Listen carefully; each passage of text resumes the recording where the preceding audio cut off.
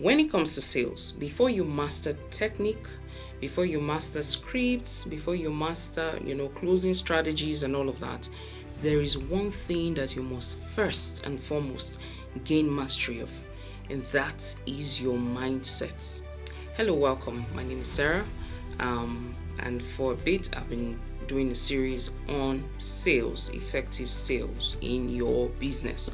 So we're talking about all the modalities around understanding sales and how to improve your sales, right? So like I said, your mindset is first and foremost the first thing you have to gain mastery of before you even start extending it into your closing techniques, your strategies, your techniques, and all of that you want to employ in your selling, in selling your product or service.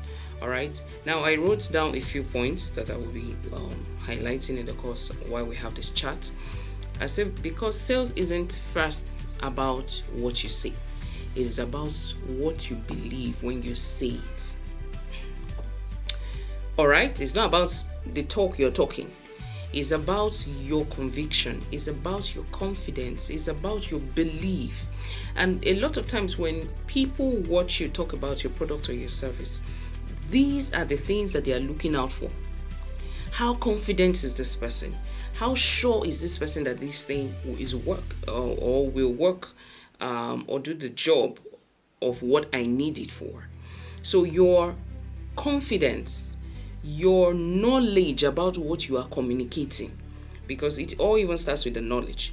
If you don't have the right knowledge about that product or service, you cannot effectively communicate it. If people ask you questions about it, if they give you a 2 minutes pitch time to say, okay, convince me as to why I should buy your product, you will not have the right words to say to convince that person to pick up that product or service from you in that amount of time, because you don't even have the right knowledge. So first you have to gain knowledge, you have to build your confidence, you have to be very clear as to what you are communicating.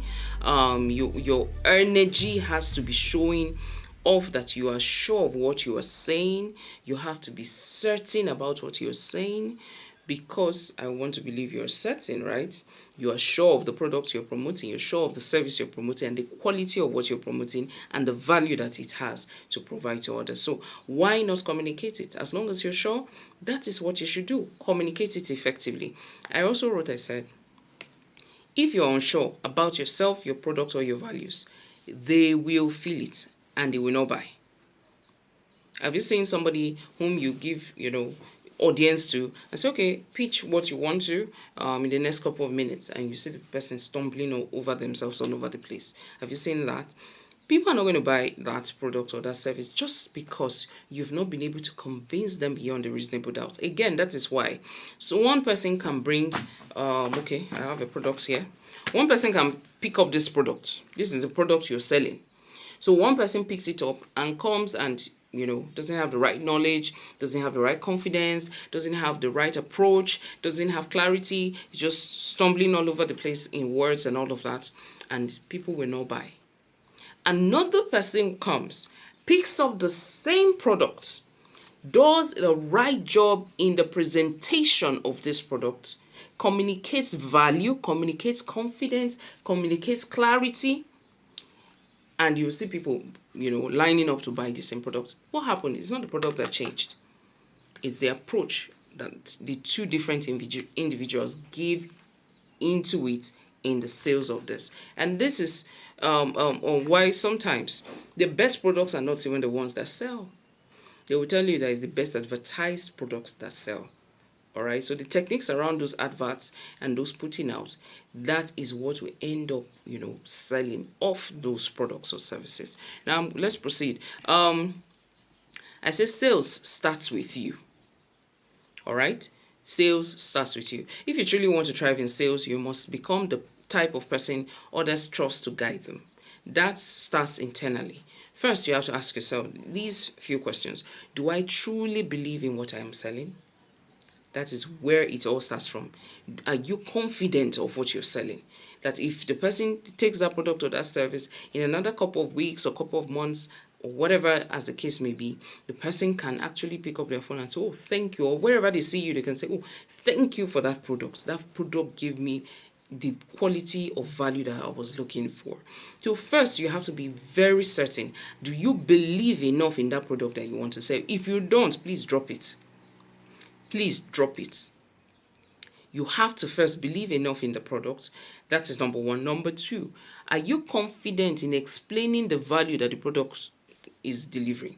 The product in itself may have ultimate value, but if you have not learned how to communicate that value, you are not going to sell.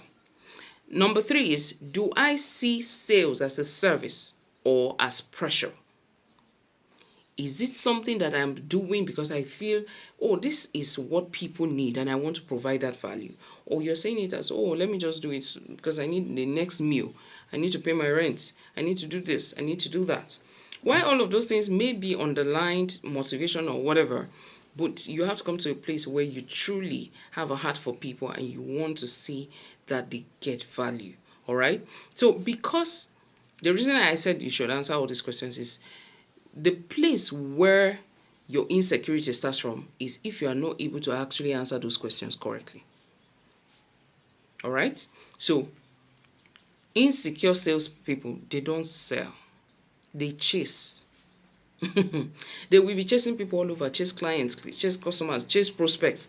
They are chasing people, boring people out, getting people to start cutting your calls, not picking your calls, blocking your numbers, refusing to have an audience with you because now you're boring them out.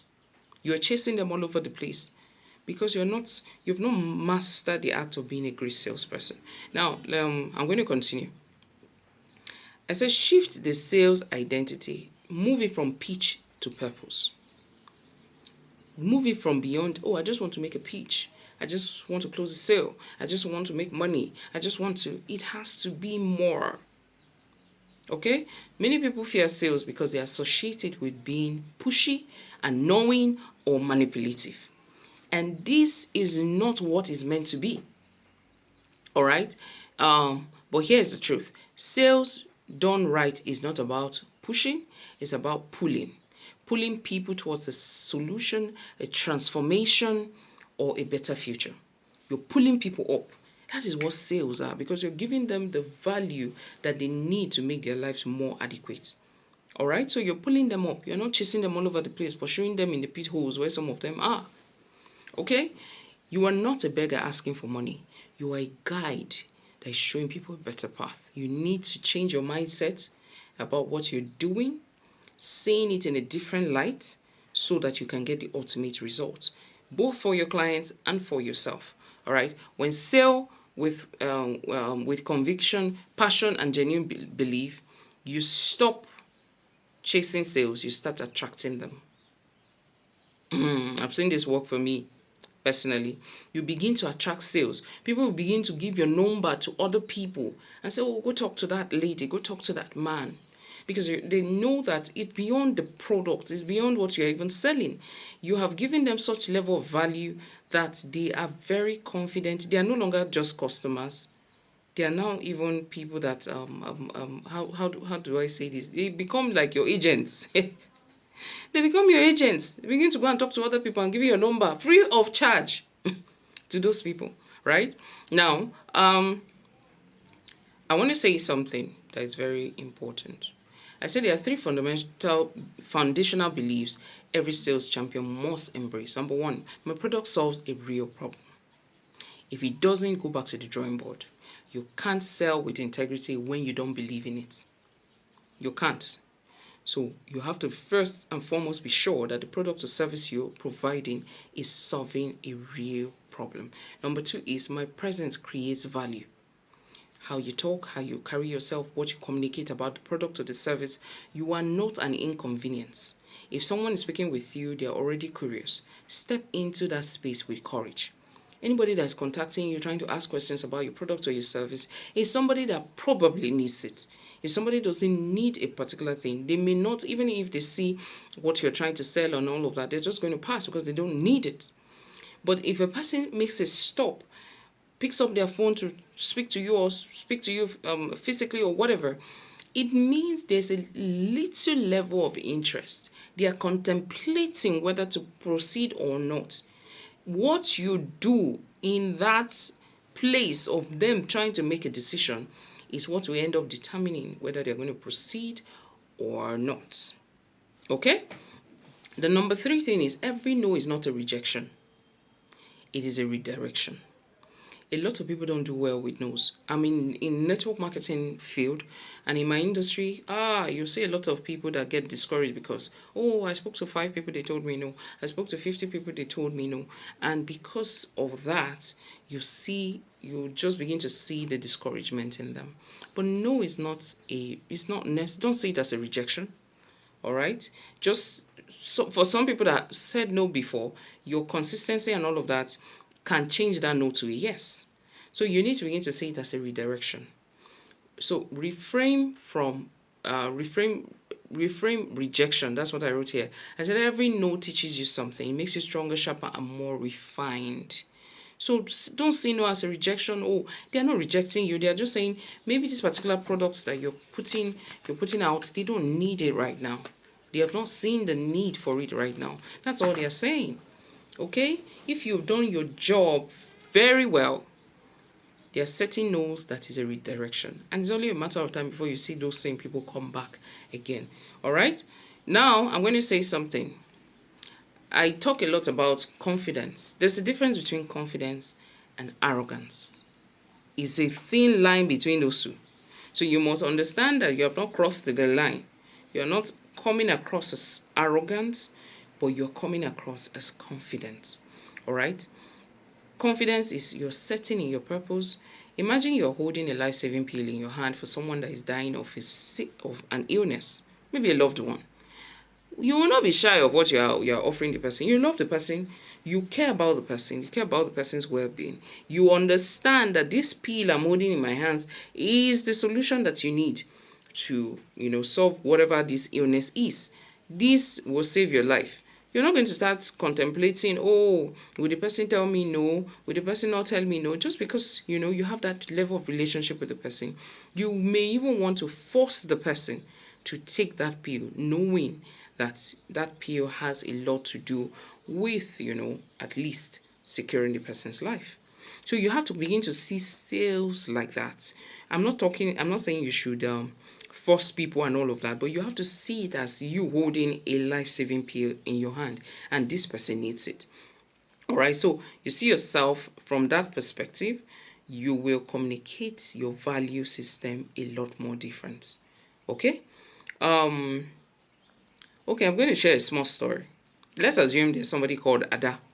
And Ada is a coach that has a wellness program. She has invested time, money, efforts, her passion and all of that. She has created this amazing wellness program. All right. But now it's time to go and sell. But you sell it now to people that need this wellness to be fine, to be well. She'll tell you, how do I even start selling? I don't know how to sell. She meets a client or a prospect that she's supposed to be talking to, and she's freezing. She doesn't know what to say. You say, I don't want to look so salesy and all of that. Now, all Ada needs is a mindset shift. She needs to see that, all of this time and all of that I invested into this, what was I truly trying to achieve? I was trying to achieve providing value for people that need this service. So I am going to have to see it that I am trying to provide a value to this person that needs the value. All right? Ada needs to change that. She needs to stop seeing sales as manipulation. She needs to start seeing it as a rescue mission. When she sees it as a rescue mission, because it's a wellness program that will improve the quality of lives of people, her next 5 sale calls will most likely be closed. She will most likely make her sales because her mindset has been shifted, right? Now, you want to do a small affirmation with me? You can say something like, I sell with confidence because I believe in what I offer. I am not a pusher. I am a guide. I lead people to believe and to live better lives. If you say it loud, you may want to write it down and keep repeating this every day. So finally, I'm going to say this. You don't need to be the loudest. They say empty barrels make the loudest noise, right? You don't want to be an empty barrel. You want to truly be somebody that is providing value. All right? So your confidence, I wrote here, I said, your confidence in sales does not come from a script. It comes from a belief that what you are offering is very valuable, and this will influence what you are saying and how you are saying what you are saying. So before you sell to anyone, sell yourself to your own values. Sell yourself on your own values. Before you sell to anybody, you are first your own client. The way you have presented that, the way you are saying it, are you going to buy what you are selling? If you were not you need to start asking yourself those questions. Present it to family and friends, people that truly love you, and let them see if they can correct some edges and correct you in some ways. And then put it out there. The world needs it. God bless you. I hope to see you on the next one.